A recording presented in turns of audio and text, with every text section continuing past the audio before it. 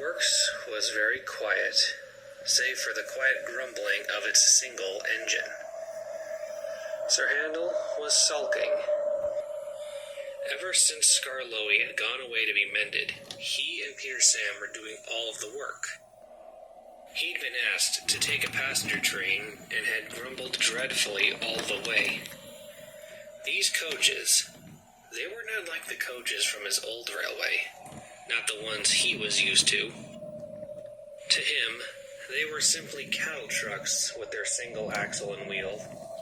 Real coaches, he would say, had bogies, and this railway had none. They'd grumbled and shrieked all the way up the line. At the top station, he'd left his train at the platform to get a drink from the water column. When he backed down to couple up to his coaches, his driver hadn't noticed a crate that had slipped off the porter's trolley and fallen on the line. The coaches had noticed, but they didn't say anything.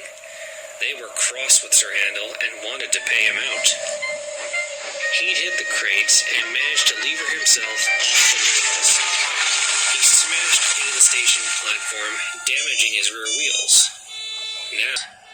Now he was in the works, alone and frustrated. Those blasted cattle trucks! I'll be sure to teach them a jolly good lesson when I next see them. Maybe the Thing Controller will get some real coaches for a change. They are real coaches, even if they don't look like it. The voice made Sir Handel jump. He looked over to the standard gauge line next to him. A big, red tender engine pushing a single coach was backing down into the sidings. But this engine didn't have a number on its sender, just the letters LNWR. The coach had 2 axles, was painted cream and white with yellow lining like the express coaches. As the engine came alongside, it looked down at Sir Handel. Both engine and coach were covered in grime and dirt. To see an impressive red engine with a coach looking this shabby, it was honestly shocking, since it was known that the NWR took care of its engines. Why not this one? The engine spoke again. Coaches come in many shapes and sizes, my dear engine. You wouldn't like me calling you a toy, would you? No! Sir Handel said, gathering his courage. Because I'm not a toy! But you are too small to be an engine such as me.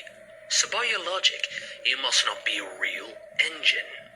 Sir Handel was getting annoyed. I am a real engine! I pulled the express trains on my old line, but those cattle trucks... Coaches. The engine corrected. They let me have an accident. That's why I'm here in the works now. It's all their fault. Sir Handel grunted.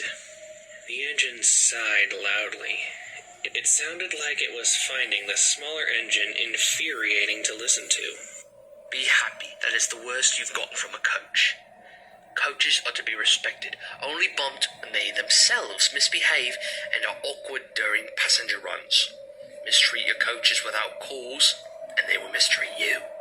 Rubbish! Oh, then I guess no one has ever told you. The engine said, a cold smirk forming on his face. Told me what? Oh, nothing. Just something I've heard. And it's too late for stories. You wouldn't. Yes, I would. What was I supposed to be told? The big engine grinned a little wider, steam hissing quietly from his pistons. Despite this engine's red paint, Sir Handel felt it should have been painted blue from the cold feeling he was getting from this engine. I suppose I could tell you a story that no one ever really talks about on this railway. Not that I'm surprised. It's a bit of a mystery, but if you insist, then I'll tell you. And so, the engine began.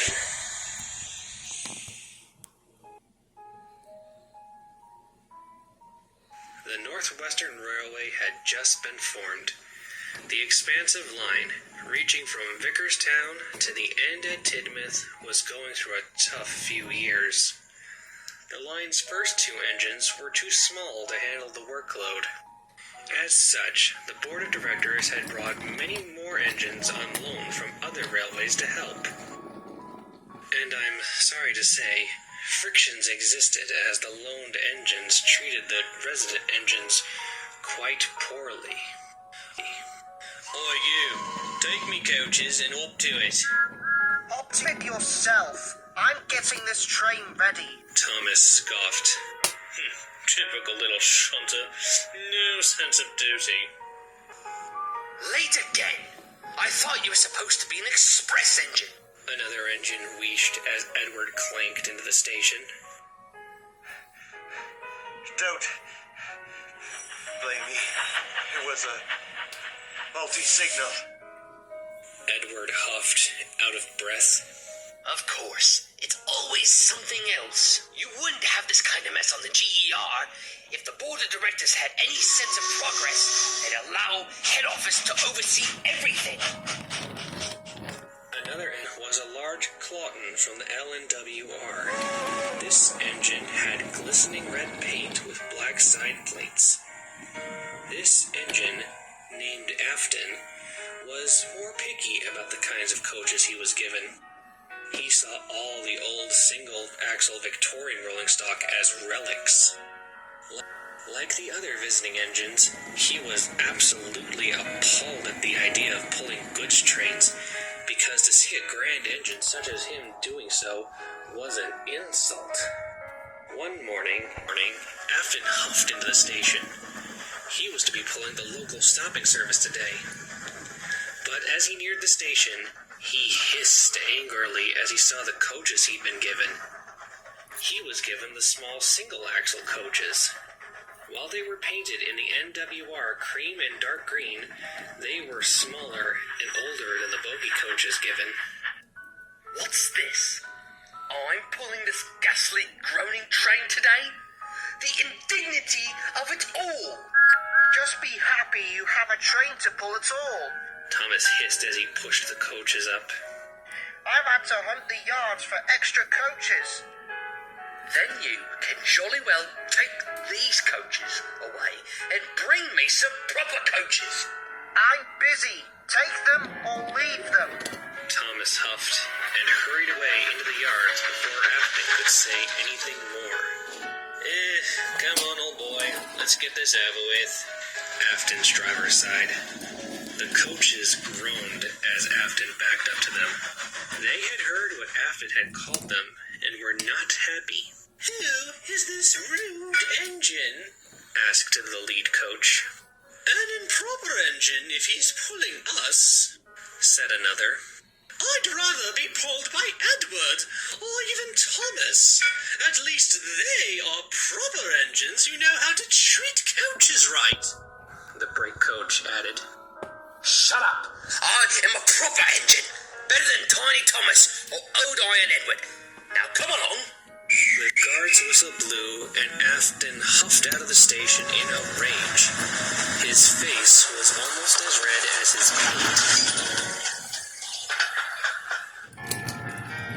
As Afton raced down the line, the old coaches groaned and creaked. They were older and were not used to running at express train speeds. They tittered nervously as they rolled along.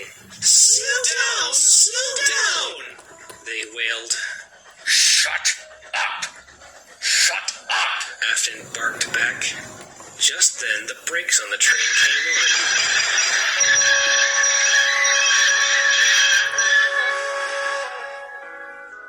Afton stopped suddenly on the viaduct, grumbling dreadfully. An investigation of the coaches showed that the coach just behind the engine had a loose vacuum hose. While the crew set about fixing the problem, Afton fumed angrily. He thought the coaches were doing that on purpose, making him late. Eventually, the brakes came off and the train puffed away. When Afton arrived at the last station, the big red engine hissed mournfully as he moved around the yard to shunt his own coaches away. The coaches tittered grumpily as he did so. At last, the journey is over, one said. I felt like my windows were going to fall out, said another. At least you two were further away from him than I was. I had to endure his groaning all the way here, said the lead coach. It would have been better if you'd not decided to hold me up, you rotten old antique. What? You blame me for that? That was your fault. Pull the other one, you horrid thing. It's not my fault you don't know how to pull coaches, you rotten red sausage. Afton quickly lost his temper. His boiler pressure shot up, and amid the hiss of his safety valve, there was a bang, and then a splintering crunch. Afton hadn't been paying attention when he'd entered the carriage sidings, and had run his coaches into the buffers hard. The buffers were bent and broken, but they were not the most damaged. That honor belonged to the coach behind Afton's tender. It was squashed between him and the second coach, crushed into a pile of splintered wood and bent metal. The other coaches shrieked in horror at the fate of their sister. Afton just sniffed indignantly. This is what you get for being weak, old antiques. If you only been proper coaches, this wouldn't have happened. The directors were not happy with Afton's carelessness. One of them, a man named Topham Hatt, spoke the most severely. If you were our engine, I'd send you away. Afton just sniffed. He didn't care at all. He watched as the broken coach was loaded into some trucks to be taken away. The other coaches were silent during the whole process. After a while, Afton just smirked and backed away to the sheds to rest.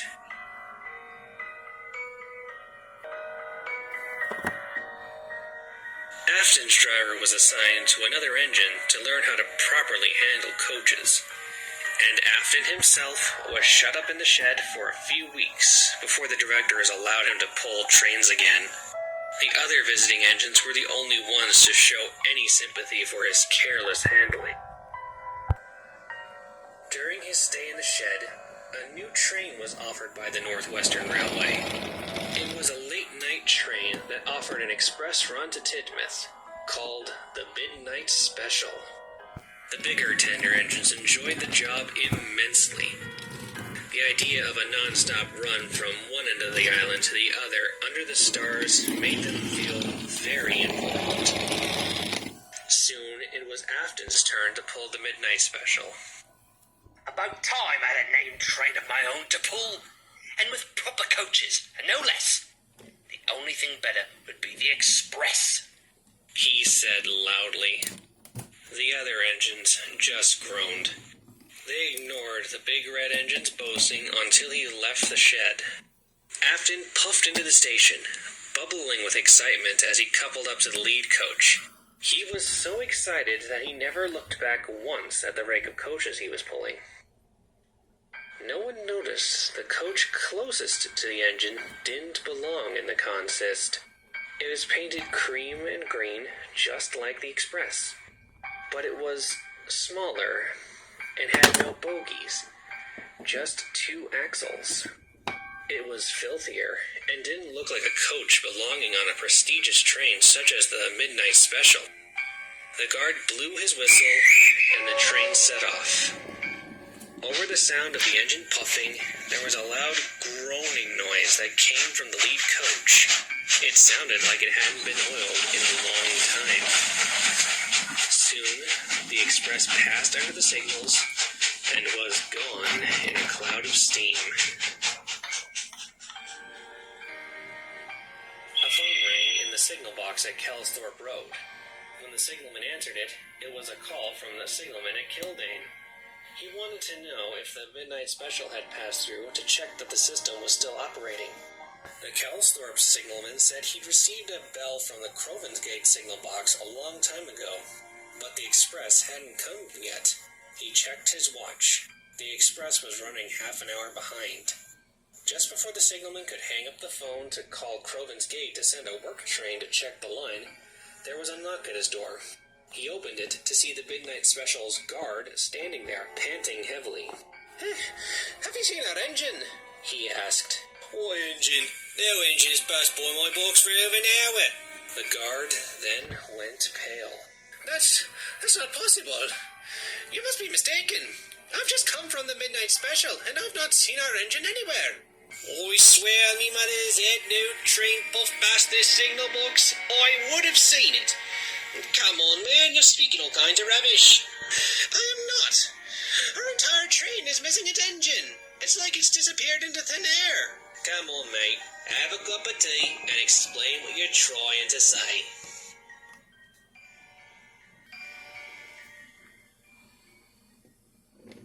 A works train was soon dispatched from Crovan's Gate. They found all 6 express coaches sitting on the main line neatly, and the irate passengers. From passenger testimony, they said one moment the train was rolling along smoothly, then, after the tunnel, the train went slower and slower until the coaches ground to a halt. When they looked out the window to see what the problem was, they saw there was no engine at the front of their train. Workmen investigated the coaches for damage, but none was found. The coupling on the lead coach was intact. While the works engine pulled the train back to the station, the workmen searched up the line. Perhaps the engine had derailed somewhere before Kelsthorpe, and the guard just missed it. However, nothing. No trace of an engine, or even an accident, could be found. The engine crew was found the next morning, asleep on a bench at Crovan's Gate by a cleaner making the rounds before the first service of the day. When asked how they got there, they had no memory of what happened after their engine entered the tunnel. Just that, one minute they were entering the tunnel, and the next they were waking up on the platform. A massive search was held to look for the engine, but nothing could be found.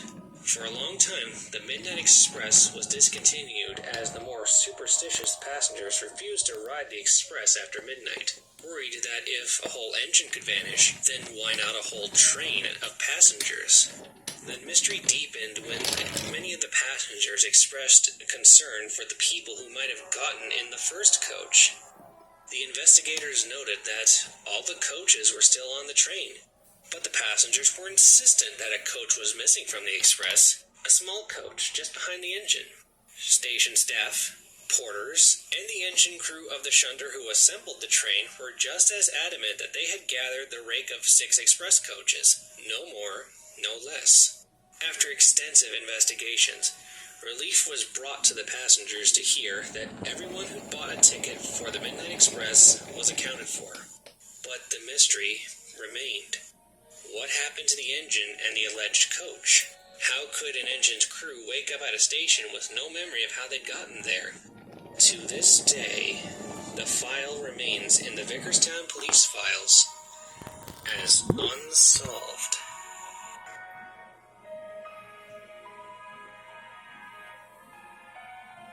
And that is the end of the story as the wider public knows, though there have been tales of engines seeing this often, puffing along the line in the distance with a single coach behind him. But no one can be certain what they saw was real or not. The engine finished. Sir Handel stared up. His frames felt as cold as ice. He gulped and began to rally his courage. Preposterous! I've never heard of such a thing. Are you calling me a liar? The big red engine asked, glaring down at the smaller engine. No, I'm not. I'm just saying that just doesn't happen. Ghosts don't exist, and coaches certainly can't do that either. The big red engine looked down at Sir Handel before sniffing and looking up.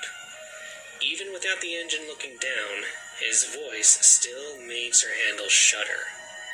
Deny it all you want, little engine. But heed my warning, even something as humble as a coach does not take kindly to be mistreated. They have their ways of getting even, and a simple matter such as death won't offer protection from retribution. Whatever, big engine. Anyways, it's late and... I have a name, you know. You impudent little blue bug. Oh? And what is that then? Afton. Suddenly, the coach creaked loudly. The red engine, Afton, gave a heavy sigh. I've rested long enough. I must be going. We must keep time, you know. Sir Handel blinked as his own words echoed back at him. The big engine hissed steam and slowly pulled out of the sidings, the coach creaking and groaning as it was dragged behind. Soon it vanished beyond the gloom of the yard lights and was gone. Sir Handel thought about the story for a moment before he sniffed. That engine's talking a lot of nonsense. Before long, he closed his eyes and fell asleep. Sir Handel's repairs didn't take too long, so he was soon back to pulling trains. His first job was to pull a passenger train, because Peter Sam was up taking slate from the quarry. He clanked crossly to the yard and coupled up to the coaches before dragging them to the platform. Gordon was waiting there. What's got your pistons in a fizzle this morning? He asked as Sir Handel hissed mournfully into the station. It's these wretched coaches. They let me have an accident the day before, and then last night, some stupid red engine talks nonsense about taking care of them. James wouldn't know how to take care of coaches, being a mixed traffic engine. Gordon huffed indignantly. James? No, I'm talking about that other red engine. Gordon raised an eyebrow. We only have one red engine. We don't have another red engine.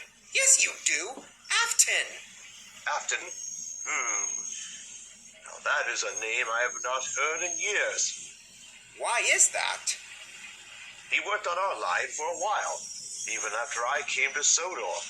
Then one day, he was just gone. People said he just vanished. But I think he was just sent away after he left his coaches on the main line. Good riddance. Now it was Sir Handel's turn to be confused. But I saw him last night. My dear engine, Afton has never been on this island for almost 32 years, let alone been seen since. Just then, the guard's whistle blew, and the big blue engine huffed away, leaving Sir Handel with his thoughts. How could he see an engine that hadn't been on Sodor in so long? Then he remembered the story. A sudden chill ran down his saddle tanks as it all became too clear. It wasn't possible, indeed, to see an engine that hadn't been on Sodor in so long, and in such a shabby condition, unless it hadn't really been there. The guard's whistle blew, and Sir Handel puffed away with the coaches, without so much as a complaint. Sir Handel has become a more even-tempered engine since then. Though he does still grumble about doing extra work, he has never used the words cattle trucks in the presence of the coaches again. The coaches, for their part, have just left the reason for the change alone. Why ruin a good thing, they say. Though on certain nights, just after midnight, the sound of an engine puffing past with one coach in tow can be heard. A flash of red can be seen, and then in a blink of an eye, the engine is gone into the night. Gone without a trace.